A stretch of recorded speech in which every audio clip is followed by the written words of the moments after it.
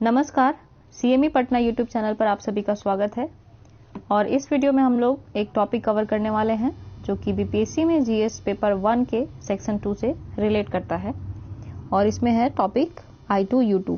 इससे पहले रसिया, यूक्रेन और भारत, श्रीलंका और चीन, ये जो ट्रायंगुलर रणनीति है या फिर ट्रायंगुलर जो बन रहा है उसे हम लोगों ने कवर कर लिया है। तो चलिए आज के वीडियो पे हम लोग ये देखेंगे I2U2, यानी जिसमें I2 stand for India and Israel and U2 stand for USA and UAE. ठीक है, तो एक बार इसका हम लोग लोकेशन देख लेते हैं। यहाँ पे है इंडिया I और यहाँ पे है इजराइल, और U2 में क्या आ जाएगा, यूएई, और यहाँ पे कहीं यूएसए। ठीक है, तो अब चलते हैं हम लोग सीधे टॉपिक पे। और ये यहाँ पे इसे संक्षेप में बताया जाएगा, विशेष इसे कक्षा कार्यक्रम में डिस्कस किया जाएगा, तो आप लोग चाहें तो कक्षा कार्यक्रम का भाग बन सकते हैं। चलिए वीडियो शुरू करते हैं। चर्चा में क्यों है, तो हाल ही में I2U2 यानी इंडिया, इजराइल और यूएसए, यूएई देशों के नेताओं के प्रथम वर्चुअल यानी आभासी शिखर सम्मेलन का आयोजन संपन्न हुआ है। और इसके बारे में देखते हैं हम लोग कि I2U2 मंच का पहली बार उल्लेख इजराइल और यूएई के मध्य अब्राहम समझौते के सापेक्ष अंतर्राष्ट्रीय मंच के रूप में अक्टूबर 2021 में किया गया था। कब हुआ था इसका उल्लेख, अक्टूबर 2021 में। ये हम लोग को याद रखना है। ठीक है, और कौन सा समझौता इससे रिलेटेड है, तो अब्राहम समझौता। ठीक है, कब किसके बीच हुआ था, इजराइल और यूएई के बीच हुआ था ये अब्राहम समझौता। ध्यान होना चाहिए हम सभी को। आगे है I2U2 को पश्चिमी एशियाई क्वाड या वेस्टर्न एशियन क्वाड के रूप में भी जाना जाता है। और I2U2 मुख्यतः अर्थव्यवस्था पर केंद्रित मंच है जिसमें सैन्य दृष्टिकोण शामिल नहीं है, यानी यहाँ पे सिर्फ आर्थिक शक्ति के रूप में सभी देश जो हैं वो बात करेंगे कि आर्थिक क्षेत्र में किस प्रकार से हमें विकास करना है और कैसे आर्थिक क्षेत्र में हम एक दूसरे का सहयोग कर सकते हैं, और जितनी भी संभावनाएं हैं उसे तलाशने का प्रयास होगा इस I2U2 के माध्यम से।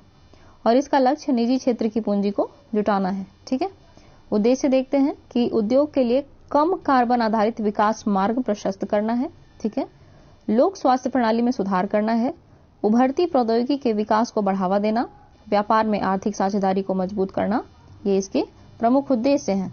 तो मात्र 4 उद्देश्य हैं ऐसे जो कि आपको बेहतर तरीके से आंसर में इनहेंस करने में आपको हेल्प करेगा, तो इसको अच्छे से ध्यान रखना है। पहला क्या है, कम कार्बन आधारित विकास मार्ग प्रशस्त करना, लोक स्वास्थ्य पर ध्यान देना, ठीक है, उभरती प्रौद्योगिकी के विकास को बढ़ावा देना और व्यापार में आर्थिक साझेदारी को मजबूत करना। ठीक है, आगे चलते हैं कि भारत के लिए क्यों महत्वपूर्ण है ये I2U2। तो पहला देखते हैं कि हिंद महासागर में यह भारत, स्वेज नहर और दक्षिण अफ्रीका के मध्य स्थित पश्चिमी हिंद महासागर से सटे देशों के साथ संपर्क को अधिक सुगम बनाएगा। ठीक है, और इसमें क्या है, विश्व व्यापार का कम से कम 12% जो है व्यापार वो स्वेज नहर के माध्यम से होता है, तो इसलिए भी ये महत्वपूर्ण हो जाता है। यहाँ पे यूएई के साथ संबंध विकसित हो रहा है, इजराइल के साथ संबंध विकसित हो रहा है, तो यहाँ पे भारत को सुगमता होगी व्यापार करने में। ठीक है, यहाँ पे देखते हैं कि मैप में दिया हुआ है कि स्वेज नहर में यह लाल सागर के माध्यम से हिंद महासागर को भूमध्य सागर से जोड़ती है। ठीक है, आगे की बाजार तक पहुंच हो पाएगी, तो भारत एक विशाल उपभोक्ता बाजार है। यह उच्च प्रौद्योगिकी और अत्यधिक मांग वाली वस्तुओं का अग्रणी उत्पादक भी है जो पश्चिम एशिया के निवेशकों को आकर्षित करेगा। ठीक है, अब निवेशकों को आकर्षित करेगा यह, तो निवेश बढ़ने से क्या होगा, रोजगार सृजन होगा। ठीक है, रोजगार सृजन होने के बाद जीवन गुणवत्ता में सुधार होगा, जीवन स्तर में सुधार होगा, बहुत सारी चीजें होती हैं वो आप सभी को पता होगा बेहतर, और नहीं तो यहाँ पे ये इम्पोर्टेंट आप लोगों को कर देना है कि यह निवेशकों को आकर्षित करेगा जो प्रत्यक्ष रूप से रोजगार सृजन में सहायक होगा। फिर आगे है कि भारत की पश्चिम एशियाई नीतियां, तो अब तक भारत ने मुख्यतः अरब देशों तथा इजराइल के साथ द्विपक्षीय संबंध बनाने पर बल दिया है, परंतु अब भारत के पास ये सुनहरा अवसर है कि वो यूएई और इजराइल दोनों के साथ अपने संबंध बनाए। ठीक है, पहले क्या होता था, जब तक अब्राहम अकॉर्ड नहीं हुआ था तो यूएई या फिर जो अरब कंट्री हैं वो थोड़ा इजराइल के साथ संबंध बनाने में हिचकते थे। तो यहाँ पे भारत की भूमिका भी महत्वपूर्ण हो सकती है कि क्योंकि अरब देश जो हैं वो अब इजराइल के साथ अपने संबंधों को भले ही धीरे धीरे लेकिन उसे सुधारने की कोशिश कर रहे हैं, तो यहाँ पे भारत का साख भी मजबूत हो सकता है। ठीक है, आगे देखते हैं वैश्विक स्थिति मजबूत करने के रूप में। यहाँ पे कि क्वाड के बाद I2U2 में भारत की भागीदारी इसकी वैश्विक स्थिति को मजबूत करेगी। एक क्वाड तो यहाँ पे हमने देखा है कि ऑस्ट्रेलिया, जापान, इंडिया और यूएसए है। ठीक है। दूसरा क्वाड जो पश्चिम का क्वाड जिससे हम लोग बोल रहे हैं, उसमें भारत भी शामिल हो रहा है, ठीक है, इजराइल भी शामिल हो रहा है, यूएई और फिर यूएसए भी शामिल हो रहा है। तो यहाँ पे भारत की साख बढ़ सकती है। इन दोनों ही क्वाड में भारत जो है वो कॉमन देश के रूप में उभर रहा है, तो भारत अपनी प्रभुता स्थापित कर सकता है यहाँ पे। अब आगे देखते हैं कि भू राजनीतिक उपस्थिति को प्रोत्साहन। तो I2U2 विशेषकर पश्चिम एशिया में भू राजनीतिक उपस्थिति को बढ़ावा देगा और पश्चिम एशिया में लगभग अब 80 से 90 लाख भारतीय रहते हैं, जिनमें सिर्फ यूएई में 25 लाख भारतीय हैं। और पश्चिम एशिया का रेमिटेंस भारतीय अर्थव्यवस्था को और मजबूत करेगा। एक बार मैं जरा यहाँ पे क्लियर कर दूं। तो ये यहाँ पे इम्पोर्टेंट टॉपिक है, जिससे आपको अगर ये क्वेश्चन पूछा जाता है तो अपने आंसर में इसे जरूर से लिखना है कि पश्चिम एशिया में लगभग 80 से 90 लाख भारतीय रहते हैं, जिनमें से यूएई में केवल यूएई में मात्र कितना है 25 लाख भारतीय रहते हैं अकेले यूएई में, ठीक है। तो ये ध्यान रखना है, इससे रेमिटेंस जो है वो भारत के लिए बढ़ेगा और ये भारतीय अर्थव्यवस्था को मजबूत करेगा। अब चुनौतियां क्या हैं, तो देखते हैं चुनौतियों में। इजराइल में चीन द्वारा हाइफा और अस्दोद बंदरगाह, कौन सा, हाइफा और अस्दोद बंदरगाह का निर्माण इजराइल को अपनी ओर आकृष्ट कर सकता है, ठीक है। हाइफा का युद्ध आपने सुना भी होगा नाम, अगर आपको मालूम नहीं है तो आप लोग गूगल सर्च कर सकते हैं। हाइफा के युद्ध के बारे में जानकारी होनी आवश्यक है, ठीक है। आगे चलते हैं। कई राजनीतिक इसे I2U2 ईरान को नियंत्रित करने हेतु बनाए गए संगठन की संज्ञा देते हैं, जो भारत ईरान संबंध में नकारात्मकता लाएगी, ठीक है।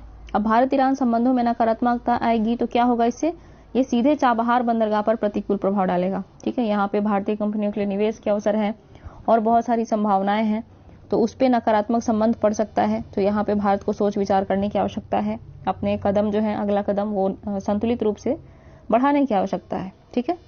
आगे है रूस यूक्रेन युद्ध में भारत का रूस को समर्थन न करना भी I2U2 को भविष्य में रूस तथा चीन के विरुद्ध एक संगठन माना जा रहा है, ठीक है। आगे है कि पश्चिम एशिया का आंतरिक संघर्ष ईरान को नए समूह में शामिल होने के लिए बाध्य कर सकता है। ईरान जो है एक नया समूह बना सकता है जिसमें कि भारत के प्रतिकूल भी कदम उठाए जा सकते हैं। तो यहाँ पे एक नकारात्मक यहाँ पे संदेश मिल सकता है भारत को। आगे है कि उभरती स्थिति के अनुसार प्रथम गुट में चीन, पाकिस्तान, रूस, ईरान और तुर्की हो सकते हैं, वहीं दूसरे गुट में I2U2 देश शामिल होने की आशंका है। तो इससे जो है भारत के राष्ट्रीय हितों को प्रतिकूल रूप से प्रभावित किया जा सकता है इन देशों के द्वारा, चीन, पाकिस्तान, रूस, ईरान और तुर्की के द्वारा। तो ये चुनौतियां हैं I2U2 जो संगठन बन रहा है उससे जुड़ी हुई। अब आगे की राह देखते हैं कि क्या करना चाहिए। तो I2U2 को भविष्य में नए क्षेत्रों में सहयोग कर मध्य पूर्व तथा दक्षिण एशिया दोनों में अपना विस्तार करना चाहिए। और आगे है कि भारत द्वारा ईरान, मिस्र जैसे देशों को आश्वस्त करना चाहिए कि ये मंच उनके विरुद्ध नहीं है।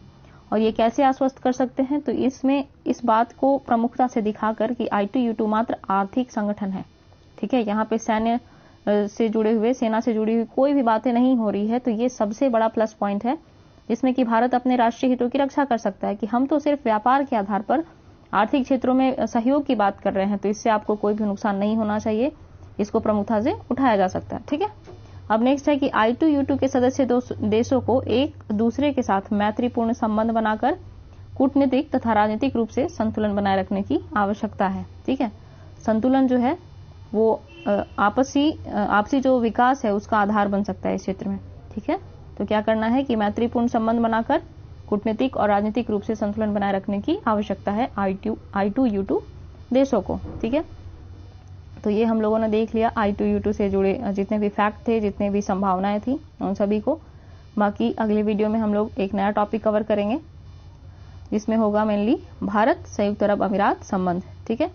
तो इस वीडियो में फिलहाल इतना ही और बाकी तब तक के लिए ख्याल रखें। मिलती हूँ अगले वीडियो में नए टॉपिक के साथ। धन्यवाद।